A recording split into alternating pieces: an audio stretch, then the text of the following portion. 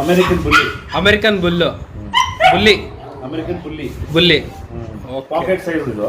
Okay. 4 ಥರ variety ಬರುತ್ತೆ.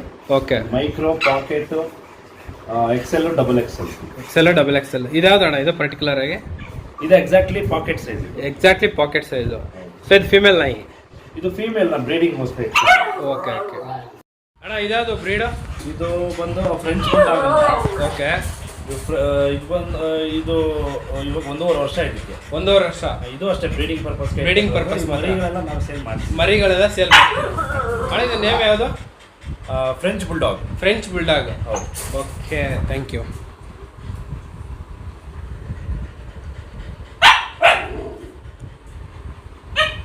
ಯಾವ್ದಣ್ಣ ಇದು? ಇದು ಸೈಬೀರಿಯನ್ ಹಸ್ಕಿ ಇದು. ಓಕೆ. ಇದು ನಾವೇ ಸಾಕೊಂಡಿದ್ದೀವಿ, ಸೇಲ್ ಮಾಡ್ಬಿಡ್ತೀವಿ. ಅದು ಸೇಲ್ ಮಾಡ್ಬಿಡ್ತೀರಾ? ಇನ್ನು ಮರಿ ಇದು. ಇದು ಮರಿ. ಓಕೆ. 3 months ಪಪ್ಪಿ. ಮೇಲ್ ಪಪ್ಪಿನ ಅಣ್ಣ? ಫೀಮೇಲ್ ಇದು. ಫೀಮೇಲ್. ಓಕೆ. ಫೀಮೇಲ್ ಪಪ್ಪಿ. ಸರಿ. ಬ್ಲೂ ಐಸ್ ಬರುತ್ತೆ ಇದಕ್ಕೆ.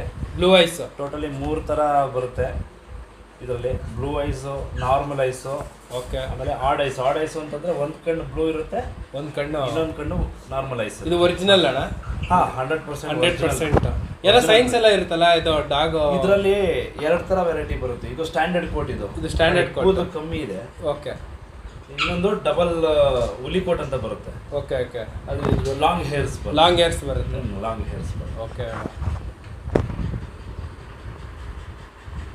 ಅಣ್ಣ ಇದು ಮರಿ ಎಷ್ಟಾಗ್ಬೋದು?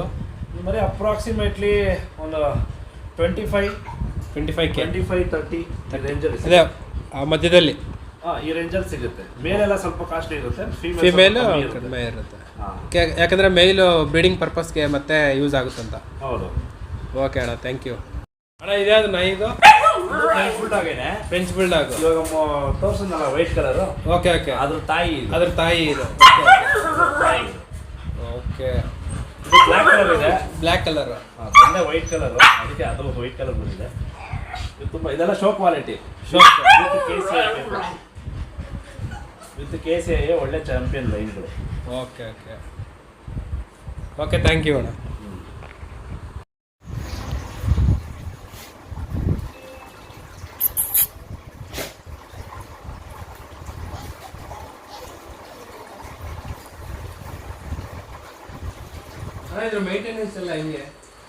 ಏನು ಮಾಮೂಲಿ ನಾರ್ಮಲ್ ನಾಯಿ ಮೇಂಟೆನೆನ್ಸ್ ಥರನೇ. ಬಟ್ ಇದು ಸೈಬೀರಿಯನ್ ಹಸ್ಕಿ ಸ್ವಲ್ಪ ಕೋಲ್ಡ್ ಆಗಿರಬೇಕು. ಇದು ಕೋಲ್ಡ್ ವೆದರಲ್ಲಿ ಇರಬೇಕು. ಯಾಕೆಂದರೆ ಐಸ್ ಇರೋವಂಥ ಜಾಗದಲ್ಲಿ ಇರೋವಂಥ ಬ್ರೀಡ್ಗಳಿರೋಲ್ಲ. ಬ್ಲಡ್ ಲೈನಲ್ಲಿ ಬಂದಿರುತ್ತದು. ಬಟ್ ಇಲ್ಲೇ ಹುಟ್ಟಿ ಬೆಳೆದಿರೋದ್ರಿಂದ ಓಕೆ, ನೋ ಪ್ರಾಬ್ಲಮ್ಮು. ಇಂಪೋರ್ಟ್ ಏನಾರು ಮಾಡಿಸಿದ್ರೆ AC ಅವಶ್ಯಕತೆ ಇರುತ್ತೆ. ಇಲ್ಲೇ ಇಂಡಿಯಾದಲ್ಲೇ ಬ್ರೆಡ್ ಇನ್ ಇಂಡಿಯಾ ಅಂತಂದರೆ ಏನು AC ಅವಶ್ಯಕತೆ ಇರೋಲ್ಲ. ಬಟ್ ನಾರ್ಮಲ್ ನಾಯಿ ಮೇಂಟೆನೆನ್ಸೇ ಈ ಥರ ಫುಡ್ಗಳು ಕೊಡ್ತೀವಿ. ಮಾಮೂಲಿ ನಾರ್ಮಲ್ ನಾಯಿ ಮೇಂಟೆನೆನ್ಸೇ.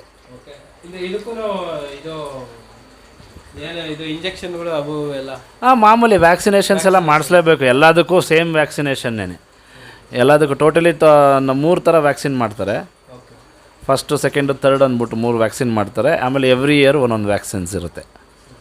ರೇಬಿಸ್ಸು ಎವ್ರಿ ಇಯರ್ ರೇಬಿಸ್ ವ್ಯಾಕ್ಸಿನ್ ಇರುತ್ತೆ. 12 to 13 ಇಯರ್ಸ್ ಗಂಟ ಇರುತ್ತೆ. ನ್ಯಾಚುರಲ್ ಫುಡ್ ಹಾಕ್ಕೊಂಡು ನೋಡಿ, ಇದೆಲ್ಲ ಪೆಡಿಗ್ರಿ ಎಲ್ಲ man made food. Natural food ಹಾಕ್ಕೊಂಡ್ರೆ ನಿಮಗೆ 15 ಇಯರ್ಸ್ ಗಂಟ ಬದುಕಿರೋದು ನಾನು ನೋಡಿದ್ದೀನಿ ತುಂಬ ನಾಯಿಗಳನ್ನ. ಇವಾಗೆಲ್ಲ ಆಲ್ಮೋಸ್ಟ್ ಎಲ್ಲ ಏಜ್ ಸ್ಪ್ಯಾನ್ ಎಲ್ಲ ಕಮ್ಮಿ ಆಗಿದೆ, ಯಾಕೆಂದರೆ ಎಲ್ಲ ನ್ಯಾಚುರಲ್ ಫುಡ್ಸು. ಸೊ ಹಂಗಾಗಿ ಸ್ವಲ್ಪ 12 to 13 ಇಯರ್ಸ್ ಮ್ಯಾಕ್ಸಿಮಮ್ ಇರುತ್ತೆ.